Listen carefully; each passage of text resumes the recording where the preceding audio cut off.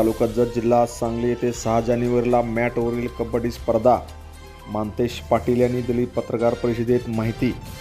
जत तालुक्यातील उटगी येथे श्री विजयलक्ष्मी ग्रामीण बिगर शेती सहकारी पतसंस्थेच्या रौप्य महोत्सवी वर्षानिमित्त शनिवार दिनांक 6 जानेवारी रोजी 65 किलो वजनी गटातील मुलासाठी मॅटवरील कबड्डी स्पर्धेचे आयोजन केले असल्याची माहिती पतसंस्थेचे संस्थापक मानतेश पाटील यांनी दिली। कबड्डी स्पर्धेचे उद्घाटन उमदी पोलीस ठाण्याचे सहाय्यक पोलीस निरीक्षक संदीप शिंदे यांच्या हस्ते होणार आहे। प्रमुख पाहुणे म्हणून उमदीचे युवा नेते संजय तेली उपस्थित राहणार आहेत। प्रथम क्रमांक पटकावणाऱ्या संघास 15,000 रुपये व चषक देऊन सन्मानित करण्यात येणार आहे।